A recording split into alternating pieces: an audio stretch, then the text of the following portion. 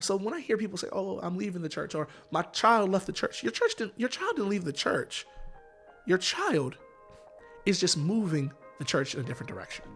Because really, I'd much rather have an empty church of people making a difference in their community than having a full church with people with only that have prophetic laryngitis.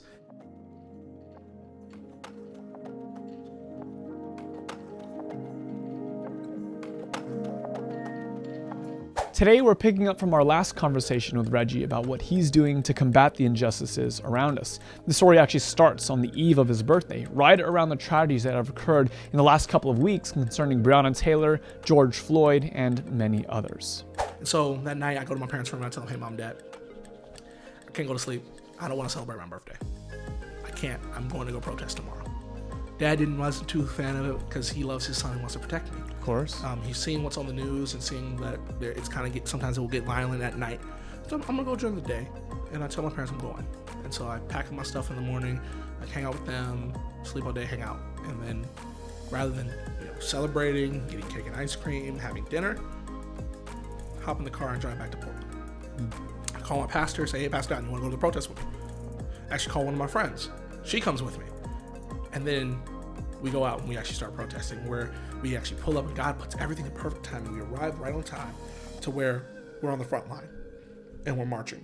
And that's when the picture of the Burnside Bridge, where everybody is laying flat, that iconic photo that's going to be in history books one day. And I'm able to say that I was there, but it's not just me being able to say it. I was able to use my voice, and I was wearing my Oakwood College Made Pastor shirt.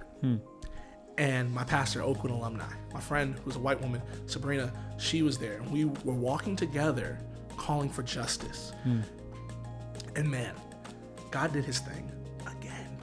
But on that Saturday, June 6th, an Adventist march occurred. The first Adventist march. And we get up and we start to move, and it snowballs. We leave the parking lot with we leave the Pioneer Square with about we'll say 150 is a solid number. By the time we get back, we have a motorcycle now in tow. We have my brother and Pastor Les in the front with a motorcycle. I hop in, I snag a pickup truck from a guy driving a pickup truck behind us. Say, "Hey, if you're with us, roll with us." Hop in his pickup and we're leading the chant there. And then by the time we get back into the city, we have about a solid maybe 500 people following us. Wow. And so to me, that's where I start to learn about Jesus and the way that he would walk. When you are walking for something, when you are moving for something, when you know that you're on a mission and you have a goal, and you're leading with the Spirit in front of you, you can go anywhere and people will follow. People have the desire to follow something on the move. I love this idea. Our church is a living thing. It's the body of Christ, and the body is meant to move. We ought to be love and to live and move as Jesus would. So why wouldn't we lead in areas of peace and reconciliation? Why shouldn't we be involved in standing up for people who are oppressed? And I don't think people think about this. You can learn a lot about Jesus with the protest. And what I really learned was, wow, people will follow when you're going somewhere. And people will follow when you have a clear message. Imagine if the Adventist Church were to start being a movement, where we actually started moving our feet, going into our community. And so that's kind of been what's been rolling around my head. Like, whoa, we started a little protest. We started a little thing. People started following us until we met where they were. And we rolled together. There was a young man that approached me that had no business coming up to a 6'5" black man. And he's a short guy, and he's new to the area. But he heard that I said I was a pastor. And that same day when we were marching with Dan, I had a traveling companion. And this young man walked with me. And he was looking, he came up to me and said, "Hey, I heard you're a pastor. And I was looking for community. I feel alone, and I'm looking for community. And I'm interested in hearing about your church and getting to know you." Me and him are going to be doing Bible studies soon. Me and him went to lunch afterwards. That next day. Because what was more important, just like the Bible stories we hear, people will cry out when things are moving by. Just like we hear, "Jesus, Son of David, have mercy on me." This young man said, "Hey, I heard you were a pastor." So he identified what he thought I was. And then he had questions about who I know. And so when that happens, we have the power to make life-changing experiences for others. and we just have to be in the right space. A lot of times we thinking people are gonna come to us. So Saturday we're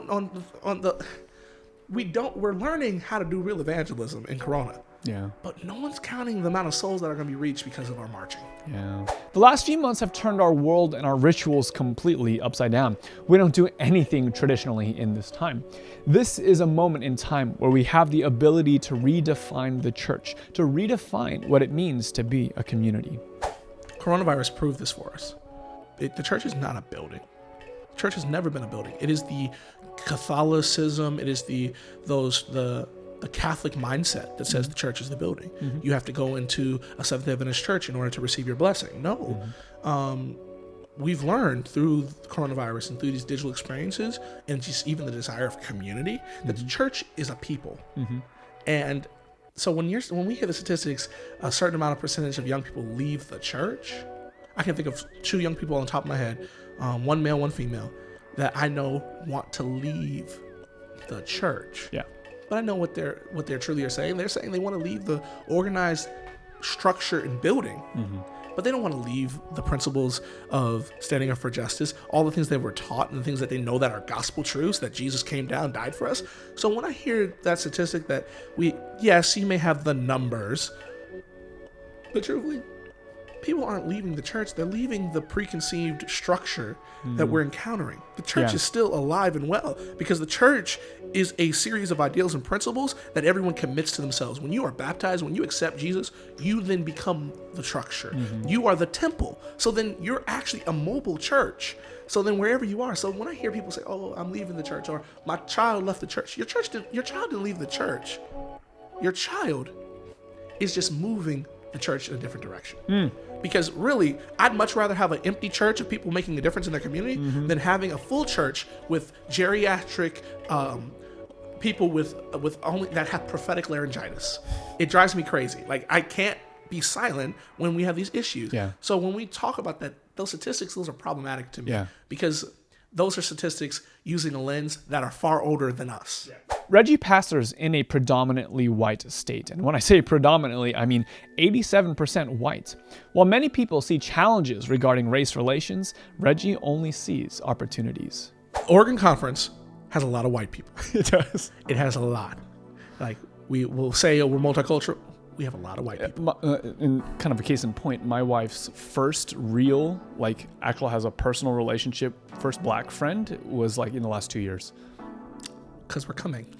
We're coming. Welcome to the Northwest. Yeah, it's a... To be honest, why did I come to Oregon Conference? And this may be a news splash for them if they ever see this. I came here because I knew they needed the gospel as much as my brothers and sisters that are black and brown. Because who's going to speak the truth? We have a lot of churches that are country clubs. We have a lot of churches that are not growing. And my job, what I view my responsibility as a pastor of this conference is, yes, I have my churches that I'm responsible for. For sure. But mine is to revitalize and wake up our conference. One of the things that blew my mind, and God orchestrated this up last year. Got a chance to baptize 17 kids at camp meeting. Awesome. Got asked to speak at camp meeting, and it was one of the best and most mind-boggling experiences. So for the last 2 camp meetings, the first one, my little sister, a close friend of mine, got baptized. Got to baptize her. Amen. First time ever we got to baptize somebody. Blew my mind. Next year, I got asked to speak. And then we're preaching, and I did not want to accept unless we were going to have baptisms. Because I come from that tradition of, if you're going to preach, you better end with baptism. I know I'm going to speak to a lot of white kids, but I also know what people look to. And for the first time ever in my life, I'm learning that my blackness also gets me into certain doors and reaches a certain demographic. The same way that we talked about that you idolized or looked at the black culture and was like, this is cool. Yeah. So I need to make sure that I am representing my culture well. Yeah. But then what are the things that they look at as those cool things? Some would say that, oh, you're baiting the kids. No, I'm being what they see, but I'm changing the package, what's inside the package, right? I'm wearing Jordans, I'm wearing ripped jeans, I'm wearing all different things. You have the same wrapping, but the gift itself is totally different. Yeah, I hear you. And people aren't necessarily prepared to see that. So when I'm in the pulpit or the stage, I'm speaking the same message that their parents heard when they were kids at camp meeting. There's a difference. There's a different flair. There's a different kind of urgency that I'm preaching with that a lot of pastors who have been doing it for a while may not have. Because I'm a young person. I'm new, I'm young, I'm fresh. So when we're preaching at the camp meeting, then we get to the last day and we're wrapping up. Kids start coming up wanting to be baptized. We get 17 kids. We're not, a lot of churches, a lot of conferences, a lot of communities aren't doing that. And so after realizing that, I had other calls, I could have gone anywhere else. But it was still that, wait, there are kids in Oregon Conference who experienced what God did through me and what God is continuing going to do in me to make his kingdom come quicker. Oregon needs the gospel as much as anybody else. And if I present it in a way that makes people interested again, then that's what God asked me to do. The image of God has been given to everyone. And when we're asked the question, who is my neighbor? We're asking where is the image? But when the image and the neighbor, our neighbor is everyone. So I am you, you are me, we are family. Whether we have come from the same part of the country, we're family because we carry, I see God in you the same way that you should see God in me because we are made in the image. So when I look at what Jesus could look like, I see it somewhere in between us, not just some, picture that has the rainbow and the little people hanging out.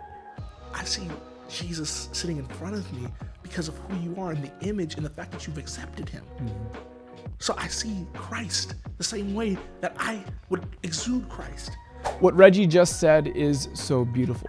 Jesus looks differently, but actually acts the same across the board. Our challenge isn't to not see differences, but instead to respect and to love our differences. Every individual is to be loved, honored, and included as a loving family member in Christ. While this might be a simple solution, unfortunately, it hasn't been something that we've excelled in. And here's the thing, it doesn't necessarily have to start with leadership, but instead it starts with lay people. It starts with the individual, with you and with me. So I challenge you to make changes for the better of others. I challenge others and myself to stand up for things that bring equality to communities. Just like Reggie and other pastors in his conference can stand, we all can. We can stand in the ways that Jesus intended for us to stand.